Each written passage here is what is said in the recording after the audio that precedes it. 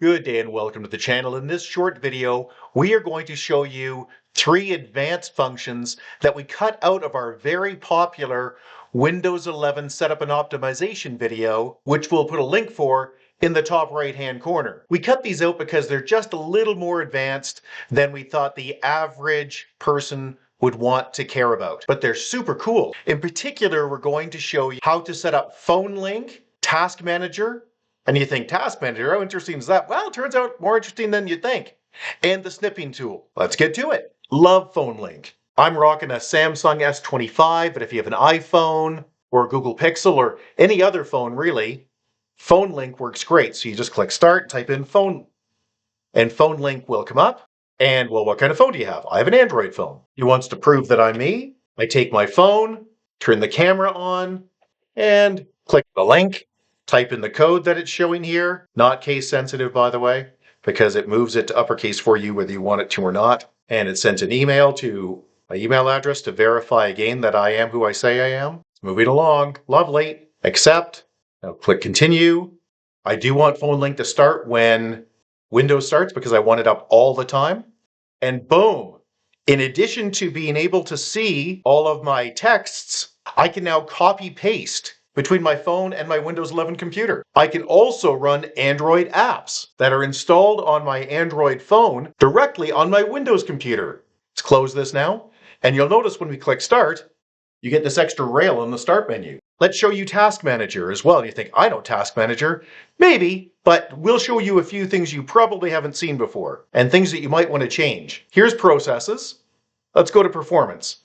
And you'll see that Performance just shows you your CPU as one static thing, but in fact, all CPUs today are running multiple cores. How do you see them? Not a problem. Right-click on the background, change graph to logical processors, and you can go through your memory, and you can see right in Task Manager the speed that your memory is running at. If it's not running at its full speed, maybe you want to go into your BIOS and take a look, or call your manufacturer and see what's going on. The disk drive, you can see the transfer rate, and even the make and model of the drive. Wi-Fi information, NPU, most people don't know what that is. CPU, the central processing unit, pretty old school. That's the generic processor that does virtually everything on your computer, except now your graphics processor, your GPU. And there's now also this NPU, the neural processing unit. You won't have this if you don't have what's called an AI PC, but most computers in 2026 that are new will have an NPU. And that lets you do on-device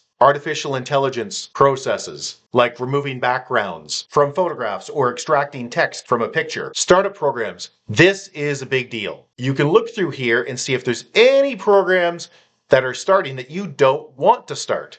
So for instance, this Xbox app.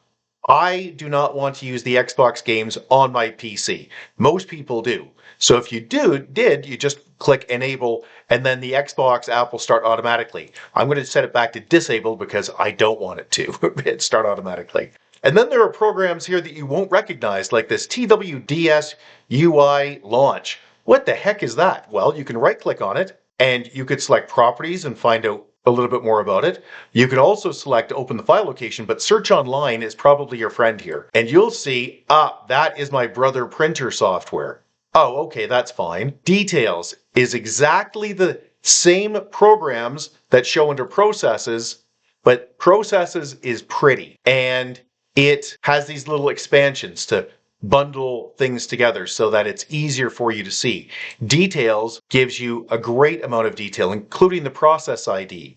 If you don't know what a process ID is, don't worry about it. But if you're a tech, you often need to know what the process ID is. And something else to notice is this new status column, and that is new. So in here you can see the pause button and the green leaf.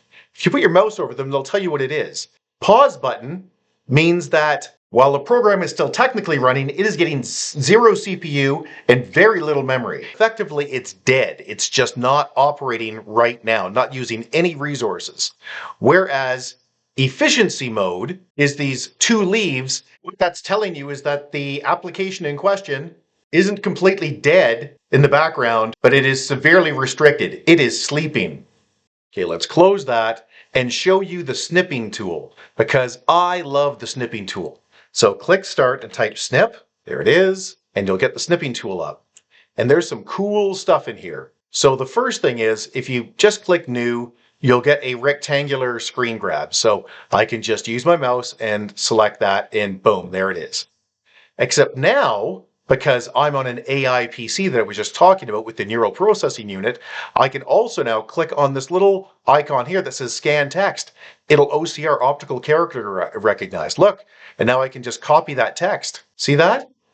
Pretty cool, huh? I can also click the shape icon at the top, and I can draw a little box around it. Just a pile of other features in the snipping tool that are well worth your exploration. It'll record video. It's very versatile. Whatever you do in the snipping tool is automatically in your clipboard, which means you don't need to save it. You can just paste it into something. So hey, if you found this video useful, big thumbs up would be super appreciated. Subscribe's also always appreciated. And commenting is even more appreciated, down below. But if you want, you can always get a hold of us directly at urtech.ca. That's www.urtech.ca.